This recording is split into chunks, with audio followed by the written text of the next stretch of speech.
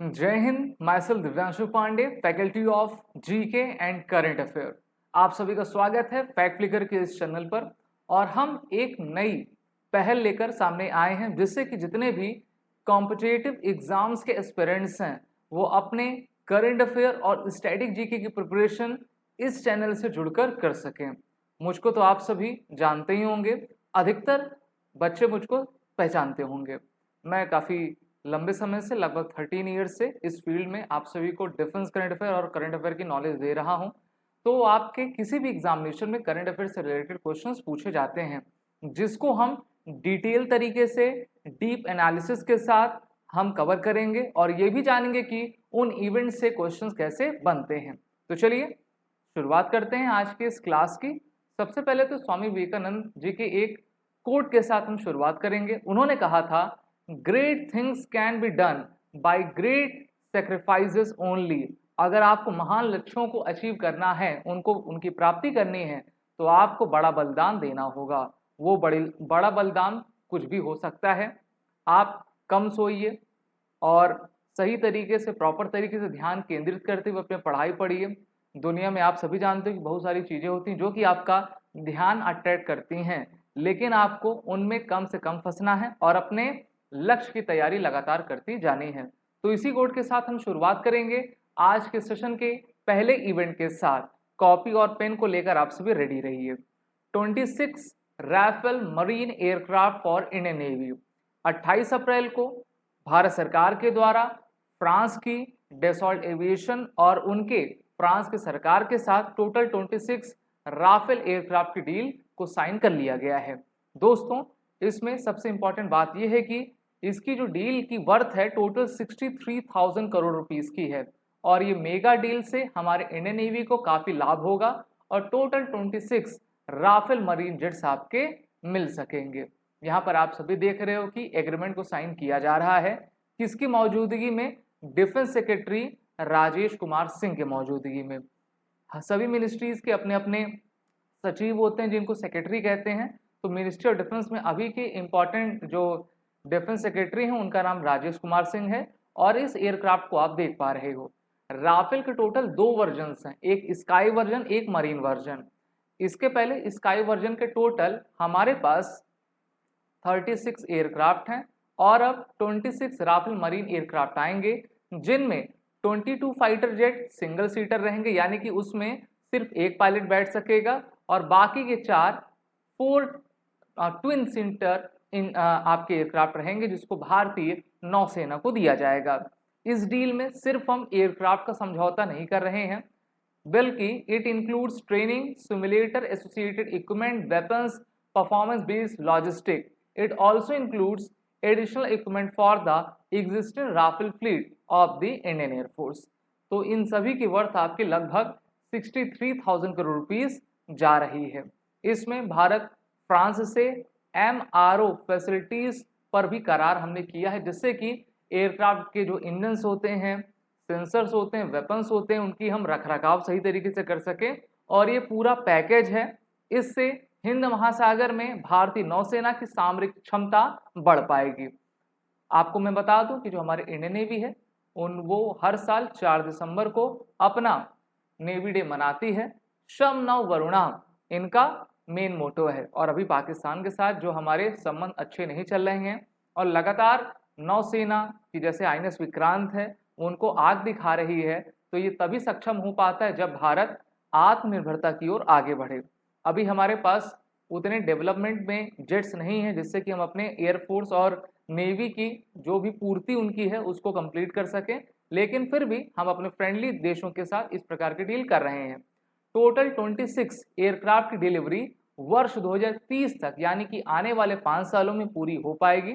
और ये भारत और फ्रांस के बीच में हुआ गवर्नमेंट टू गवर्नमेंट डील है जिसको G2G डील कहा करते हैं। अब जानेंगे कि राफेल की स्पेसिफिकेशंस क्या होती है। तो ये maximum take off weight 24.5 ton का ले सकता है। इसकी height 5.30 metre, external load 9.5 ton, wing span इसका 10.90 मीटर का चौड़ा होता है। इसमें इंटरनल फ्यूल आप 4.7 टन डाल सकते हैं। फ्यूल एक्सटर्नल कैपेसिटी 6.7 टन की है। एयर टू एयर रिफ्यूलिंग करने में सक्षम है। यहाँ पर इसकी नोजल में आप देखिए, इससे आप इसको हवा में ही इसका ईंधन भर सकेंगे। इसकी लेंथ 15.30 है। एक बार में ये अपने डायमीटर का 3700 किलोमीटर रेंज ले पाएगा। लैंडिंग ग्राउंड इसको सिर्फ 450 मीटर चाहिए और ये हवा की ऊंचाई पर 50,000 फीट के ऊंचाई पर उड़ सकता है। 1.8 मैक की स्पीड पर चल उड़ पाने में सक्षम है, यानी कि ये एक सुपरसोनिक जेट है जिसको भारत फ्रांस से खरीद रहा है। इंडियन एयरफोर्स के पास इसके टोटल 2 स्क्वाड्रंस हैं। आपको मैं ये बता दूं कि एक स्क्वाड्रन में टोटल 18 विमान होते हैं। एक स्क्वाड्रन हमने अंबाला में लगाया है और दूसरा स्क्वाड्रन हमने हाशिमारा में लगाया है। लेकिन भारत पाकिस्तान की जो टेंशन चल रही है, तो दोनों स्क्वाड्रन को हमने अपने अंबाला में बुला लिया है, जिससे कि जब एयर टू एयर फाइट हो तो हम पाकिस्तान के ऊपर एज प्राप्त कर सके। तो ये थी हमारी पहला इवेंट।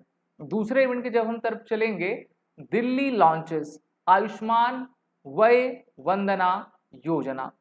हम सभी जानते हैं कि इस साल दिल्ली में चुनाव हुए, जिसमें बीजेपी जो पार्टी है, बीजेपी का जो दल है, उसने चुनाव जीता और रेखा गुप्ता जी को अपना सीएम डिक्लेयर किया। अभी वहां की जो सीएम है, चीफ मिनिस्टर हैं, रेखा गुप्ता जी हैं। इन्होंने 28 अप्रैल को ऑफिशियली आयुष्मान वय वंदना स्कीम को लॉन्च किया।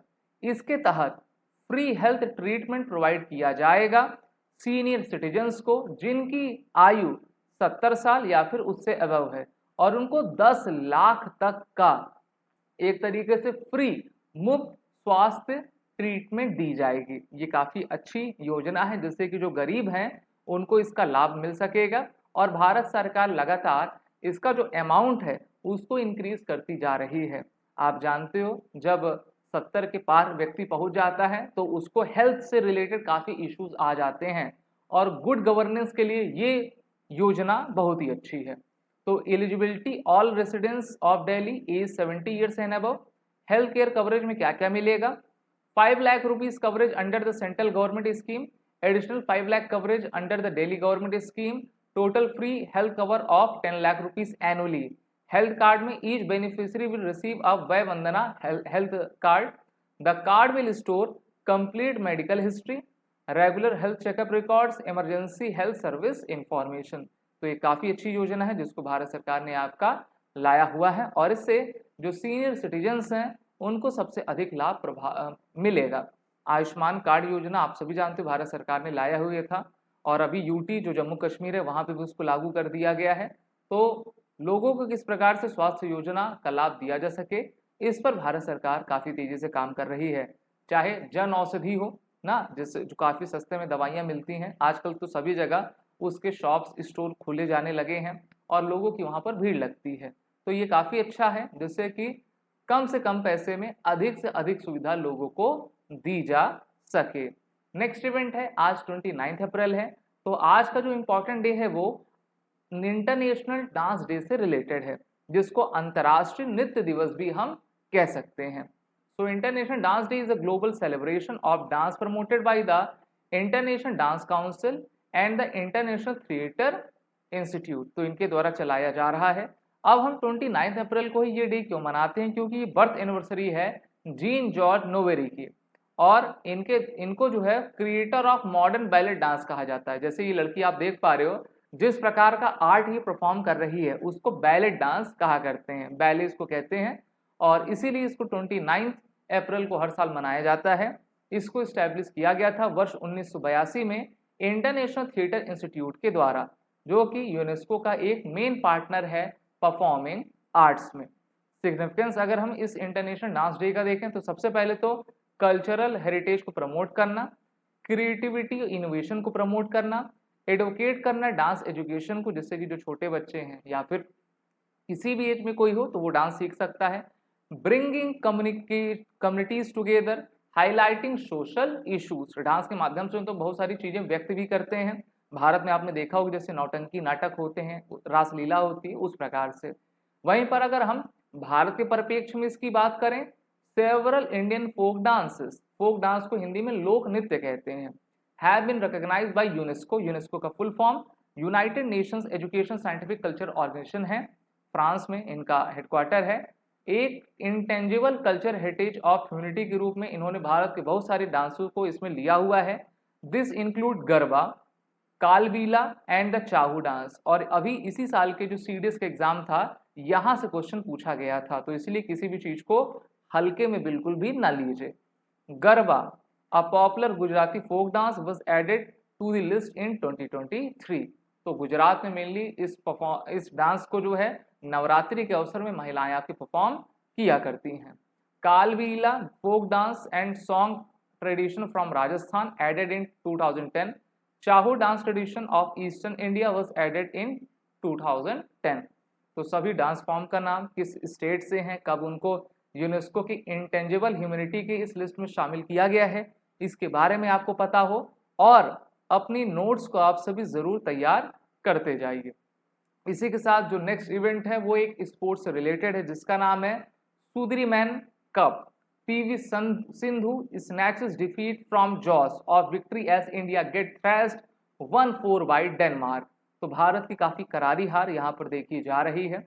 इसमें कहा गया है कि Tanisha Crasto and Shruti Mishra objected with defiant 21-13, 21-18 win in women doubles the match of the Sudirman cup tie. और अभी तक इसमें जो भारत की हिस्ट्री रही इस कप में बिल्कुल भी अच्छी नहीं रही है। India went down 4-1 to Denmark in their first group tie and seldom has any Indian performance in shuttle pointed to such hopelessness on Sunday. तो भारत के द्वारा अभी तक एक भी मेडल इसमें आपका नहीं लाया गया है और हम तो यही आशा करेंगे कि जो भारतीय खिलाड़ी हैं परफॉर्म करें और इसमें अपनी विक्ट्री को आपका लेते जाएं। Surdhimkan is an international badminton mixed team competition contested by members countries of Badminton World Federation। इसको BWF कहते हैं, इनके द्वारा ही इस प्रकार के कप्स का आयोजन करवाया जाता है। The championship has been awarded every 2 years since the inaugural tournament in 1989। तो हर 2 साल में एक बार इसको कंडक्ट करवाया जाता है। फाउंडेशन 1989, फाउंडर BWF है। मोस्ट टाइटल चीन ने 13 बार जीता है। नंबर ऑफ टीम्स इसमें 16 पार्टिसिपेट करती हैं और ये बैडमिंटन का एक कप है, तो इसको आप जरूर याद रखे रहिए। नेक्स्ट इवेंट आपके ग्लोबल मिलिट्री स्पेंडिंग सोर्स से आपका रिलेटेड है।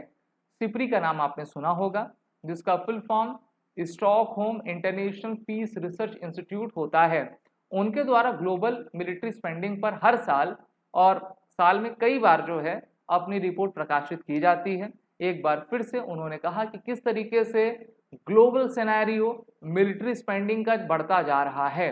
Amid the major global conflicts including Russia Ukraine war, Israel Palestine conflict, world military expenditure reached 2718 billion US dollar in 2024 an increase of 9.4% in real terms from 2023।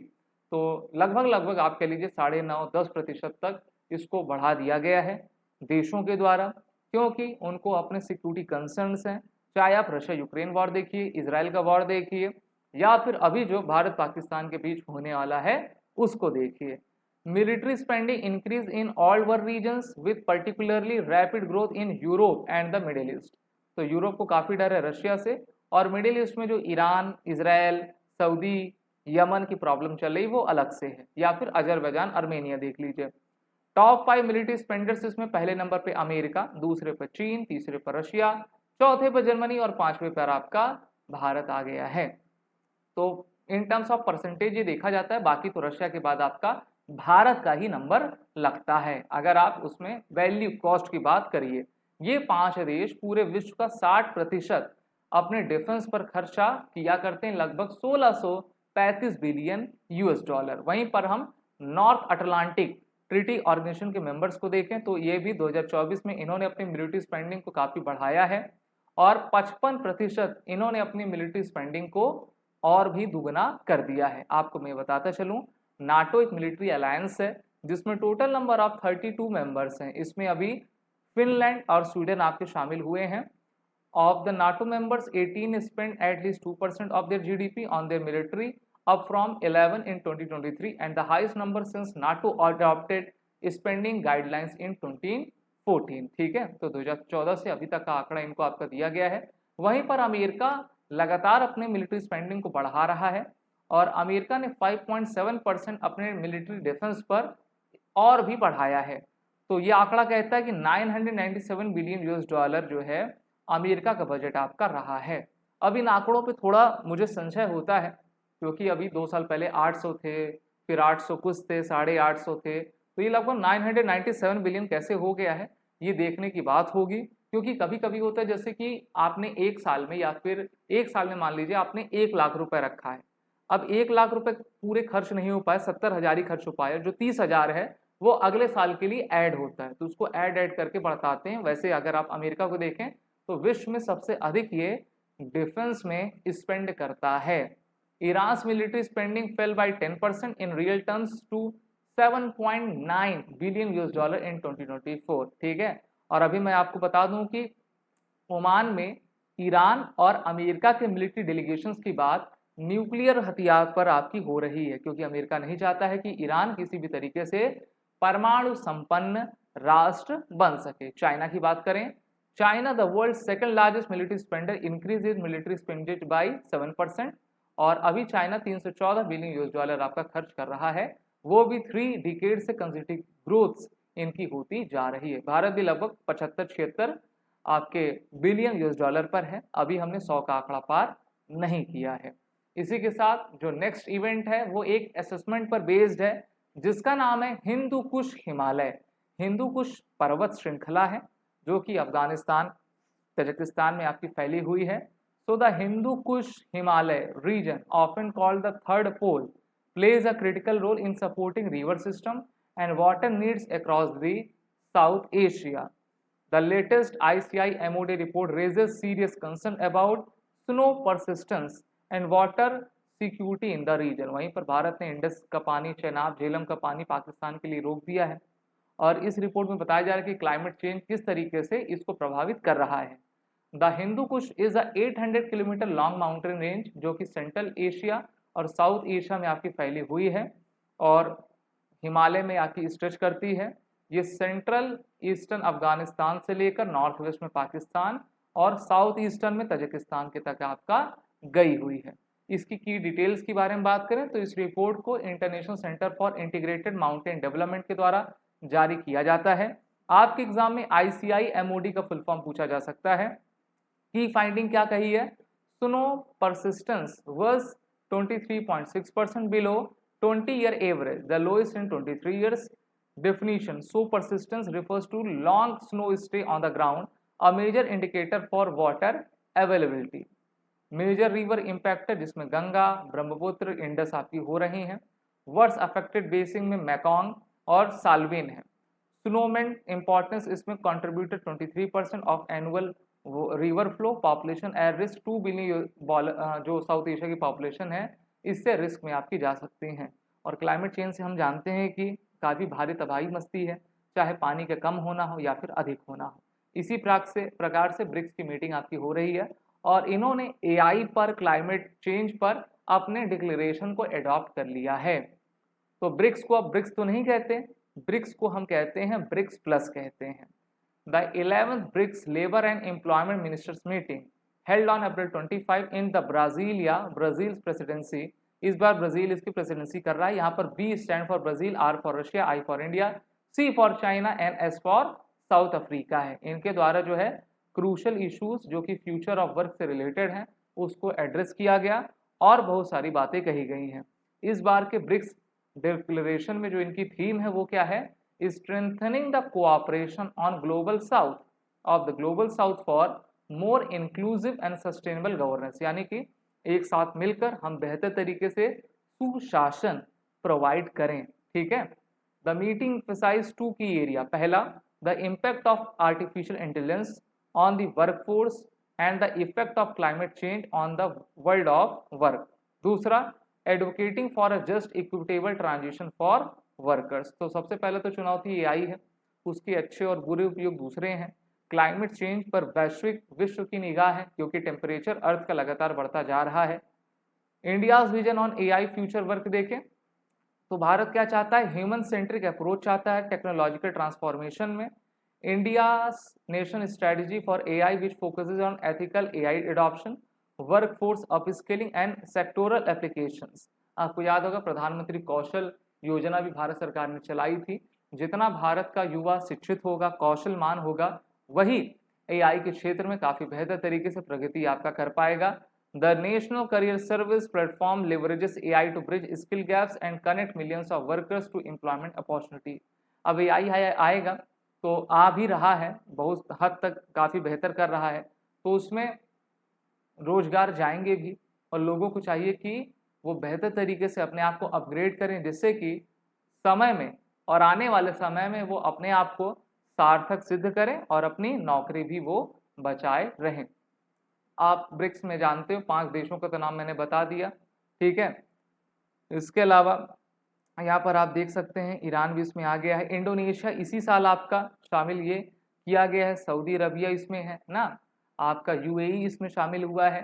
तो 5, 10, 11 members इसमें total हैं। अगला आपका जो event है वो उड़ान स्कीम से रिलेटेड है, क्योंकि इस साल अप्रैल मंथ में उड़ान योजना को टोटल 8 साल कंप्लीट हो गए हैं सक्सेसफुली। उड़ान का फुल फॉर्म है उड़े देश का आम नागरिक। वर्ष 2016 से लेकर अब तक 2025 तक इस योजना को सक्सेसफुली चलाया जा रहा है। इस बार भारत सरकार ने उड़ान 5.0 सीरीज को शुरू किया हुआ है। उड़ान का फुल फॉर्म जैसे मैंने बताया उड़े देश का आम नागरिक है। भारत सरकार चाहती है कि जो हवाई चप्पल पहनता है वो हवाई जहाज में भी यात्रा आपका कर सके।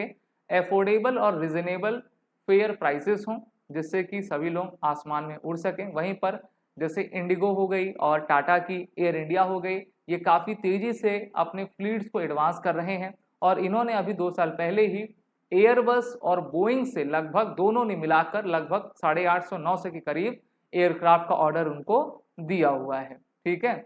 625 operational connecting 90 airports including 15 helicopters to water aerodromes across India. Over 1.49 crore passenger benefited from affordable regional travel.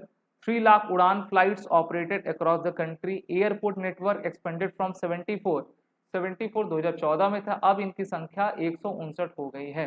तो सरकार काफ़ी तेज़ी से इसमें काम कर रही है और अच्छी बात है। जैसे कि जो मिडिल इनकम ग्रुप है वो जितना बेहतर होगा इनकी सुविधा ज़्यादा लेगा, जिससे कि भारत में इस सेक्टर में भी जॉब्स क्रिएट हो सके और भारत की इकोनॉमी आपकी बूम कर पाए। अब हम क्वेश्चंस के ऊपर आते हैं। How many Rafale aircraft are being procured for the Indian navy under the inter governmental agreement with France 24, 26, 30, 32। सभी के आंसर कमेंट बॉक्स में आने चाहिए। जहां कहीं आपको डाउट हो या फिर कुछ और पूछना तो जरूर मुझसे पूछिए और इस सेशन को अपनी तरफ से लाइक और शेयर जरूर करते जाइए। इसका राइट आंसर ऑप्शन बी है। टोटल 26 एयरक्राफ्ट की डील हुई है और इनकी जो कीमत है वो लगभग 63,000 करोड़ रुपीज आपकी रहने वाली है। According to the SIPRI which country is not among the top 5 military spenders? America, Germany, Japan, Bharat. तो काफी आसान सा क्वेश्चन है, इसमें आपका जापान का नंबर नहीं आता, इसमें अमेरिका, जर्मनी, भारत, रशिया और चीन है। अगला प्रश्न, how many Rafale aircraft are being procured for the Indian navy under the intercontinental? ये तो मैंने आपको बता ही दिया, उसमें 26 था, ठीक है, इसको छोड़ते हैं। अगला प्रश्न ये है, what does the ICI MOD report mainly highlight? तो ये रिपोर्ट थी वो किस चीज को हाईलाइट आपकी कर रही है? Growth in the military spending, decline in snow persistence in the Hindu Kush region, expansion of aviation network या फिर launch of new health care schemes? तो ऑप्शन बी इज राइट, ठीक है। ये हिंदू कुश रीजन से संबंधित रिपोर्ट है जो कि स्नो परसिस्टेंस को दर्शा रही है। अगला प्रश्न है, what does the Ayushman Vay Vandana scheme provide to senior citizens in Delhi?